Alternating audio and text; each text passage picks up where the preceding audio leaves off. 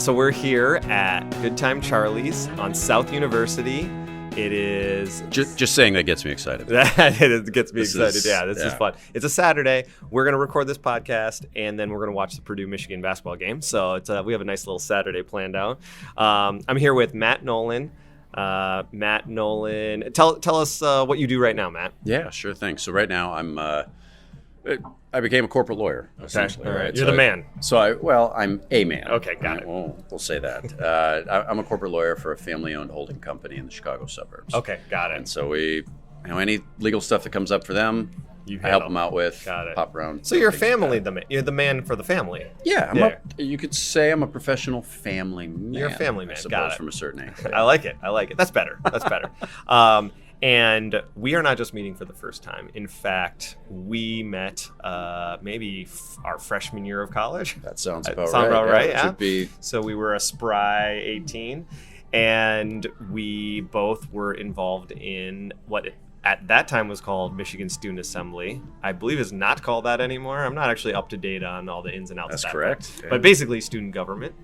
And we met then. We ran for student government in various parties, and then together. And you were actually student body co-president. Student body president. It felt like co-president. Oh, that's right. Yeah, Sorry. Jessica was the vice president. Okay. But we operated completely as if it were. I felt like you were. No, I felt like right. she was actually in charge.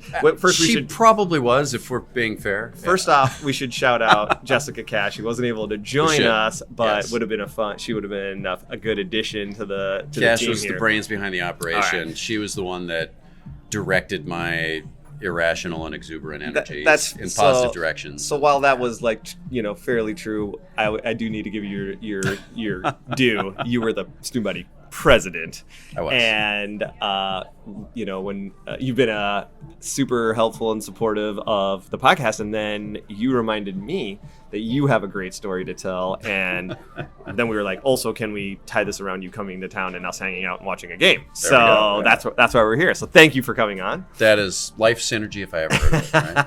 And we're happy to have you back in the country because you were in China for a couple of years. Is that right? I was, yeah. A previous company sent me over there for a couple of years. Which is awesome experience. But obviously, you knew me back when we were in college. Yeah. That was not something either of us would have predicted that I would have done at that point. No, I don't think so. Life takes the turns that it does, and when you follow where it leads you, it typically takes you to pretty fun places. I'm sure you have 100 stories from that part of your life, and at least. Maybe that'll be another podcast. But we're here to talk today about the idea and the formation of something called fall break, which for people that are listening that are in school or just recently graduated probably is a foregone conclusion, right? It probably feels sort of like spring break did for us. Exactly. The idea that it didn't exist. It didn't exist. Nuts. Exactly. But the reality is that fall break didn't always exist, and you and your team were instrumental in creating it and getting it going. And it's a great story. So I wanted to have you on to do that. And thank you for reminding me about that story, which is a good one. Sure. So let's start out where you talk about how that campaign and how everything got elected and where this came from. Yeah, it's quite the story. So, I had gotten involved with student government when I got to campus. It was something I had put in my head that I wanted to do when I got here. Yeah. It was part of what I wanted my time here to be. Yes, classes are important, and I'm not telling anybody not to pay attention to them, but the things you learn... I've gone further and said maybe more than that, so that's okay. The things you learn outside of the classroom on this campus, or any campus, but particularly this campus, go so much further in developing who you are and in making your life than the time you spend in the classes. Agreed. As my recollections of you is selling T-shirts with student government campaigns and other things back in the day. And most people's recollections of me involves T-shirts and not anything academically. That's agreed. But that clearly was the right choice. That clearly was the right direction. And similarly for me, the student government path led me in a direction that I think by the end of the story you'll understand ties up to what I think I'm decent at today. Yeah. So to set the stage, it was our sophomore year. Yep, that's right. The previous year, at the end of our freshman year, there was a guy who had spent our freshman year walking, literally the entire freshman year, walking around campus with a sandwich board that said, "Hi, Hideki." MSA President 2000. And MSA was, the name of the student government at the time. And shout out to Hideki Tsutsumi. That's right. Who Hideki I'm still Tsutsumi. friends with on Facebook, I'm pretty sure. I saw him in Tokyo. Oh, wow. Well, we lived in Shanghai. Wow. We took a weekend, my wife and I took a weekend up to Japan and got together with him for dinner at the restaurant where the famous fight scene from Kill Bill Volume 2 was filmed. Really? Let me just say, in addition to being an incredible campaigner, because Hideki ended up getting elected student body president despite having zero past experience or knowledge of the student government. Yeah.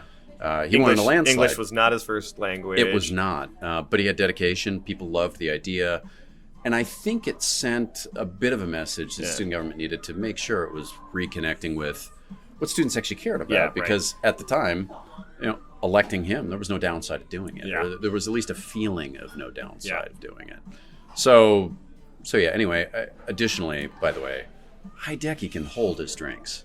That man is good to know. Every thing that you would expect of a early 40s Japanese businessman in Tokyo, from an alcohol consumption perspective. From every movie I've seen in regards to that. I thought I was keeping up until I stood up and then realized he was... Karaoke? He's a master. Was karaoke involved? We actually did not get to the karaoke piece of the evening, man. But it was an excellent. All right, sorry. I'm going to take you off course many times. That's that's fair okay. enough. Apologize. It's been a while. It has been a while, yes. So anyhow, Hideki had come in with the best of intentions. Yeah. He really did want to do the thing. Hideki did not know what he did not know. And so people that were the rising seniors that year, or even some of the people that are going into their junior year, sort of got disengaged from student government. Yeah. There was a bit of a jumping off the raft. Yeah. And there were a chunk of us that stuck around, either A, trying to hold things together, or B, thinking of, okay, when this year's done, we're going to have to take it in a new direction. So that next year, he ran for re-election.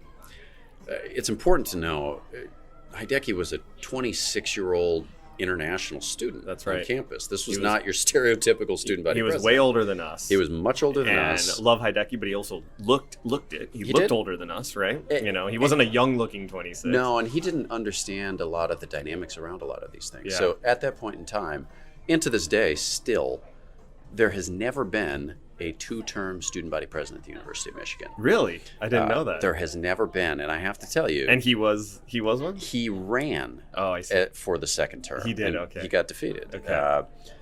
That's a good little mind fast you, fact. Because of the timeline that I've laid out now, I was a sophomore when I ran that year against him. Yeah.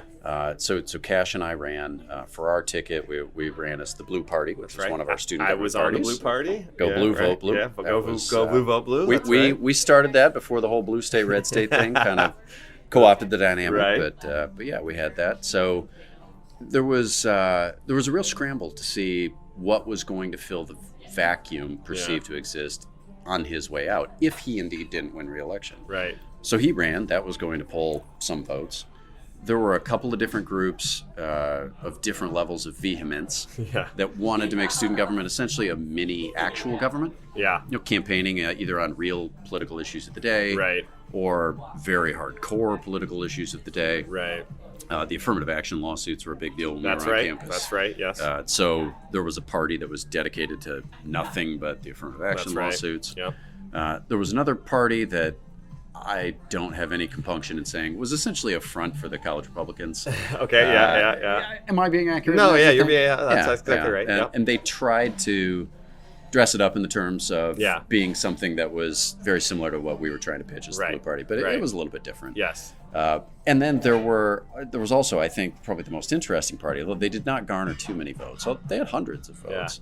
The Friends Rebelling Against Tyranny Party. Otherwise known as the Frat Party. The Frat Party. And the Frat Party was comprised mostly of staffers from the Gargoyle humor magazine. Is the Gargoyle still around, by the way? I don't know. I think they had temporarily shut Every down? 3 Weekly is still around. Okay. Yeah. Yeah, that's good. Yeah. They were. I felt like they were the intellectual successor to the Gargoyle. I'll find out, and I'll put in the episode notes on that one. Excellent. Yeah. That'll be good. Yeah. I'll link them as a shout out. They ran essentially saying, "Hey, we've found out student government's a farce. Let's keep it going." And their campaign platform included classics such as putting Coca-Cola in the drinking fountains. A classic. Having the engineering department partner with the aerospace program to design a giant laser that could carve OSU sucks into the moon. I mean, that's a legitimate idea. goals and ideas. And that I feel one, like that one I did think if I had known that a little bit more, maybe I would have switched parties. They had hundreds of people vote for him. They weren't necessarily rational votes. Yeah, right. And so in that context, we had to come up with something to say, we viewed ourselves as being the party that was trying to actually represent a student voice on campus, right? There's an administration here. A legitimate voice for actionable students. change. Yeah, to do things that students cared about. Right. There's a sidewalk that stretches from the fishbowl to the diag, the one that goes directly out the door of where the fishbowl is. Is it still called the fishbowl, by the way? It is, and it does have. I actually was there recently, and it still has computers in it. Okay, there we go. Yeah, I know. That's I was pretty impressive. I assumed that it wouldn't, but it does. Yeah, I would have assumed that as well. Yeah. So that sidewalk got put in place because we went to the vice president for facilities at the time and said, "Hey, there's construction going on. That's a muddy path. People are all cutting the thing. Yeah. Can we put something down?" I was thinking wood chips. They just paved a new sidewalk and put it in place. Perfect. The blue signs that are in bus stops that have schedules and maps shockingly didn't exist in the bus stops. I have no idea in the age pre-smartphone how anyone thought that people were using buses back then. You just got on one, and then where did you end up? I suppose, yeah. So that was a thing to help nudge people in the direction that the university wanted. And we said, well, if we know when the buses run, that might help. On the flip side, you had essentially an international student just wandering around campus with a sandwich board. That was happening, yes. And then you had a group of friends rebelling against tyranny. We had that. Apparently, tyranny was we don't have enough Coke in the drinking fountains, and the moon could use some more signage. It really could use a makeover. Yes, that would have been nice. And so within that context, one of the other things we added to the platform, because it sounded great and in theory plausible, was the idea of a couple of extra days off in the calendar year. More days off from class, we felt would be a pretty decent sell to students. And that was where the idea of the fall break came. That was your Coke in the drinking fountain. That was our Coke in the drinking fountain. Was a break in the fall. Slightly more plausible, because at the time, that wasn't something that existed. There was one Big Ten school at the time.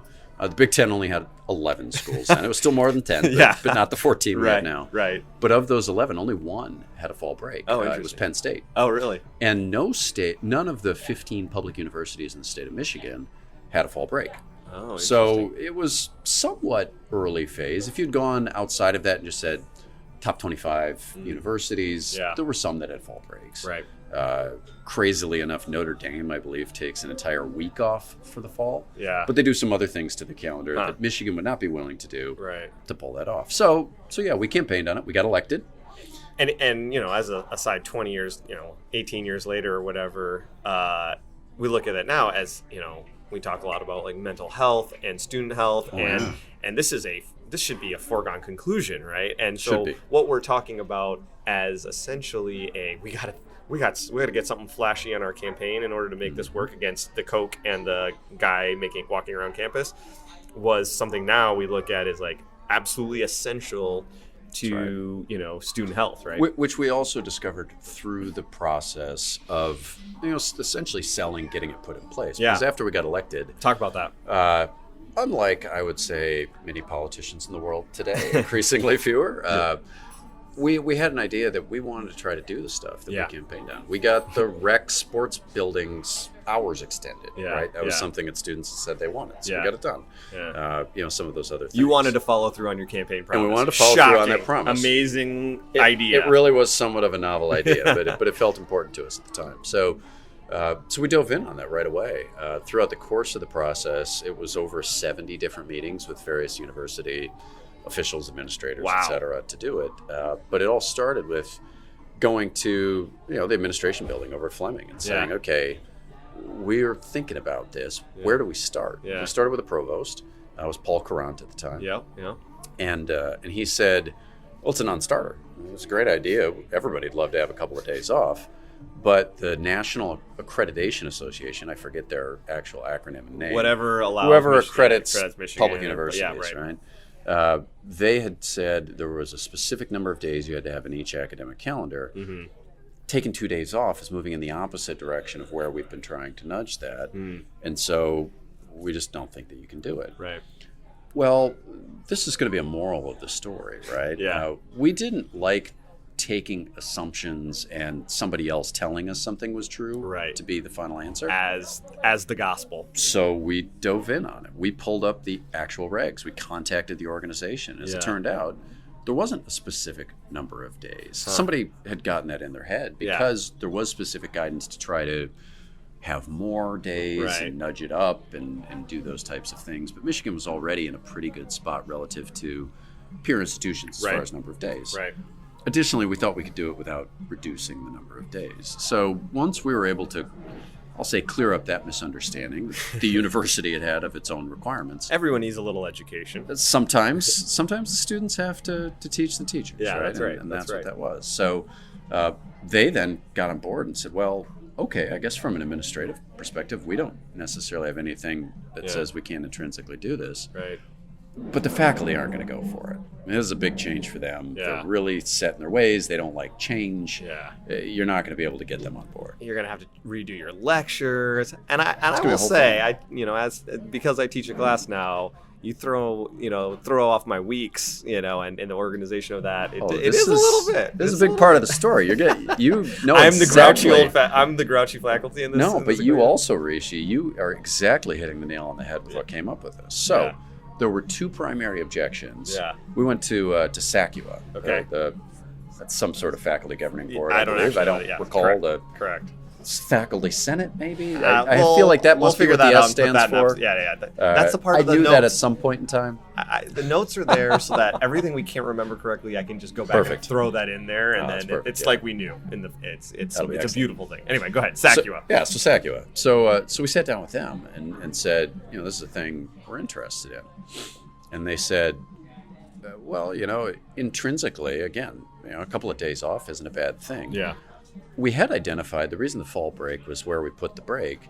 From the minute students show up on campus, essentially at Labor Day, until Thanksgiving at the time, was the longest period of time in the academic calendar where you didn't have anything longer than a weekend. And UofM has a decent percentage at that point, I think even more so now, of out-of-state students. Absolutely. And out with of country students. Out-of-country students as well. You cannot visit home, see your parents, refresh, take a breather with a regular weekend. You just can't do it. So that's why we centered on the fall, essentially October, for when we wanted to drop it. So we went to them. I said, intrinsically that sounds good, but we don't want to start classes like a lot of other schools do, particularly a lot of other state of Michigan schools. Yeah. We don't want to start before Labor Day, and we certainly don't want finals to run into May. Yeah. We are a September 1 to April 30 school, and we have 4 months off for professors, for the research time, for whatever else. Right. That was sacrosanct. We couldn't touch it. We said, okay, well, let's look at it and see what we can do. Yeah. The second objection that they had, and we had completely not contemplated this, because our original thought was you'd do it like a fall break. You put it on a Thursday, Friday. Yeah. Like a spring break. Like a spring break, too. They said the challenge with that is that, classes started the Wednesday after Labor Day, which meant you missed a Monday, Tuesday there, but then you sort of got going. Yep. You miss a Thursday, Friday because of Thanksgiving break. You typically don't finish classes on a Friday. Correct. So there's another Friday Tuesday, you miss, maybe another Thursday, sometimes a Wednesday. Yep. So the balance of Monday, Wednesday classes versus Tuesday, Thursday classes interesting. Yeah. was something that if we put the break on a Thursday, Friday, it would have made it worse. Yeah. So we said, okay, well, we'll take those notes. Okay. So we went back and said, let's look at the calendars, just the objective calendars for the next 10 years. Really? And let's modify them to see if we can fit a fall break in a way that is responsive to these concerns. Yeah. So keep it after Labor Day, keep it, finishing around when it was. Right. And looking at the balance of days. So we did the math on it. We calculated average number of Monday, Tuesday, Wednesday, Thursday, Fridays under the old originally scheduled calendars. Right. And then we played with the break and eventually came up with, if we put the break on a Monday, Tuesday, it still gives you a 4-day weekend. Right. We really shouldn't care that much about whether that's a Thursday, Friday, or Monday, Tuesday. No, absolutely. So we thought that could actually help the balance of days. Yeah. I've experienced that because I teach class on Tuesdays, and I actually experience that now. That's exactly right. So I'm glad that it's playing out. Yeah. The other thing was that students are typically on campus by Labor Day anyway. Yeah. We normally start the season with a home football game Labor Day weekend. Yeah. And people are here. Welcome week. Welcome week That's is right. a thing. And, That's and right. even people that show up at the end of it, they're here by Labor Day weekend, and the families go home and use the extra day to get back. And, right. But there was no reason why we had to wait till Wednesday to start classes. Yeah. So that's why classes now begin on Tuesdays. They didn't do that before the fall break was in place. They started on that Wednesday. So that was one of the days. The other day that we borrowed was to essentially make the end of finals period go one day later. Yeah. The problem with that was that every, 5 or 6 years, based on how the leap year is adjusted, the calendar comes around and does the same thing. It would push that day onto the 23rd instead of the 22nd. So that was getting a little bit too close for comfort to Christmas. Our anticipation was that the way the professors would react to that was if you were on the very small percentage of professors who had your final on the 23rd, you just move it earlier on the calendar anyway. That's a very strategic move there. So I like that. That's in those years, 1 out of 5 or 6 years, finals would be slightly more compressed. Yeah. But again, in exchange for a 2-day break, we felt like that could work and actually ran a survey. Students agreed with it. Yeah. We said, would you like to have the 2 days off in October if it meant starting classes the day after Labor Day instead of Wednesday and having finals run a day later into December? And had 80 or 90%, I forget the exact number, said yes. They say yes, right? Yeah. And back it up. So we went back to the faculty and said, if we do the break on a Monday, Tuesday, here's what the average balance of days looks like. Yeah. What do you think now? And they said, well, we're keeping the 4-month summer. And now we've got these extra 2 days off. And they also get those 2 days off. And those 2 days, by the way, typically fall right around midterms, midterm papers. Yes. You're going to get, in theory, a higher quality of work product from students because they've got a little bit more time to breathe and sleep and work on them. And as faculty, you're going to have a little more time to get through it. That's exactly right. Maybe you have time to grade them. Yeah. You have time to whatever else. Yeah. And so we got them on board, and they said, sure, we're there. So we went back to the university. We said, okay, we dealt with the accreditation issue. We've dealt with the faculty's calendar issues. Yes. We've got a survey that says the students are on board. Yes. Maybe it's time to take this thing forward. So the university secretary at the time, Lisa Tedesco, put it on the agenda for the regents and said, let's get it up for the regents. The week before the board vote, which, mind you, I mean, again, I'm a junior. Yeah. I'm 20 at the time, Yeah. right? The Board of Regents are people like, Dave Brandon at the time. Andrea Fisher-Newman was a VP with Northwest Airlines, which became part of Delta. Yep. Larry Deitch, who's a partner at a big-time firm in downtown Detroit. All of the others, Kathy White. I mean, I still remember a lot of them. These very well-respected Titans of industry. Adults who are professionally have proved they're really good at what they do. Right. And are smart, sharp people. Right. And I'm a 20-year-old kid going and saying, give me 2 more days off of class, right? So we've got all the data, but still, there's some apprehension in that process. What you're asking for is more free time. We're still bracing ourselves, right? So we had done a lot of background work, and we felt pretty good about it. We were prepared for some questions. The week of the meeting, we got contacted by the secretary's office saying, the regents have one concern, and it could come up at the meeting, and we don't think it's going to torpedo this, but it might mean there's not a unanimous vote. You never know how they're going to react. Yeah. So, okay, what's the issue? There was a concern, and this will shock you, Rishi. It will be shocking that there is gambling in this establishment, right? There was a concern that having 2 extra days off and having a long weekend in the middle of the semester in football season would lead to more, pause for the gasp, underage drinking, out-of-control parties, and the campus being absolutely torn to shreds. And that was a thing that was a concern. We're giving kids extra time off in the middle of the semester. Oh my gosh, think of what's going to happen, right? Yeah. So we said, well, how in the heck do we respond to that concern? How do we brace for that? We're trying to prove a negative, right? How about we don't play MSU. Remove these other things first before we get into that discussion. There are plenty of reasons why that would not be the Correct. core driver of that particular culture. Correct. But either way, it was something we were going to have to address with the stakeholders that we had at that moment. Yeah. We needed to get them on board. So we went to the one school in the Big Ten that had a fall break, Penn State. We had thankfully had a decent relationship with the student government leadership at that school because of the Association of Big Ten Students. Oh, interesting. Which, just in case student government on campus wasn't cool enough, we would get together with the student governments of the other Big Ten schools. And Penn State was the last school admitted. So They were. interestingly enough, They were the new guys on new the kid. block. They were the new kid, right? They They very were much the were. 11, right, for a long time. Yes. So we went to them and we said, okay, you guys have this fall break.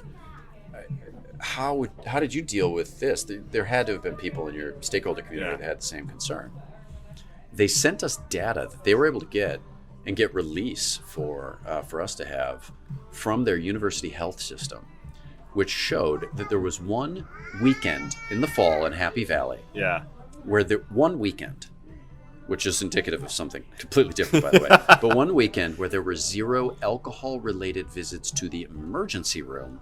No way. At Penn State. Every other weekend there were visits. The one weekend each year for the previous 3 years had been fall break weekend. That because it is turned out amazing. People actually used it either to study or to get out of Dodge. Go somewhere with a few friends, visit parents, do the things we were saying was going to happen. Yes.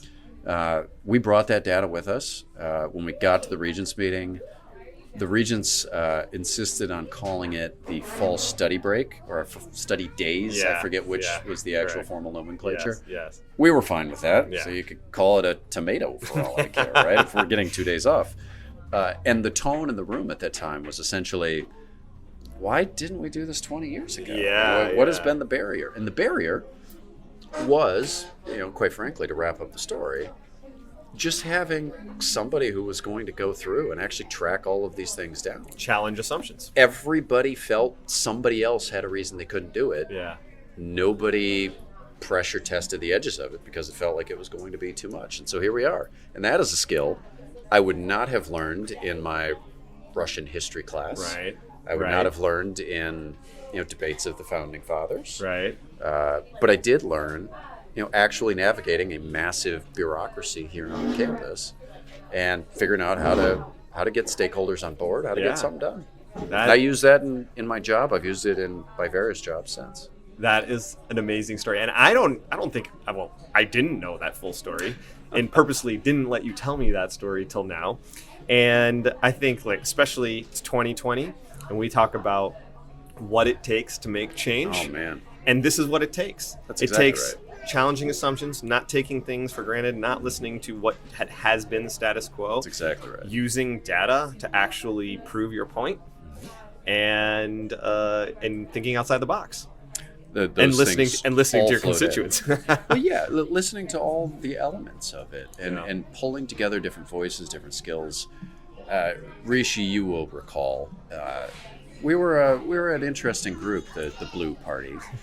And I certainly wouldn't have been able to do this by myself. I had a personality that I'd like to think was a piece of, getting done what we got done. For sure. Cash was certainly an absolutely instrumental piece of what we did. Yeah. Nobody would have probably stuck around to get done the things that the two of us wanted to get done, even to get elected, if it hadn't been for people such as yourself and Adam Damerow and plenty of others who kept the whole thing fun. I was engaged. just there to keep it fun, and as you know, I stepped back very quickly and did other things. But Fair, I think the point is, I look back on that and is there were people that were very committed to it, and that's what it took. I knew I didn't have the commitment after one semester, but that commitment level is actually what's needed to get all of this change to happen, as this one story shows, right? No, that's exactly right. And now, there are those moments. I mean, you try not to take too many victory laps in life because you want to stay hungry and push forward. Yeah. I can tell you, when I end up back here on campus, and it just so happens to be fall break weekend, it's the football game I'm back for that fall or whatever it is. That's right. And you walk by a building that's got a sign in the window that says modified building hours due to fall study days, or break, or whatever we're calling it. Yeah. It's pretty nice. And to think about it now, I mean, I think there have been 18 fall breaks, which Yeah. means the kids on campus do not know an academic calendar that wouldn't have had that. This is it. And that's, we kept thinking each year for the first 5 years out that it was going to be the year they pulled it off the calendar and our flash of the pan success would be gone. And that's right. Here we are. So. There's no better way to end the podcast than that, other than go blue against Purdue. Go blue, of course. Go blue against Purdue. Go blue against Notre Dame. Notre right Dame. after Oh, in that's right. hockey. Yeah, that's right. We've got another big sports weekend for Michigan. Yeah. Matt, thank you so much. Great to see you. Appreciate it. Great to catch up.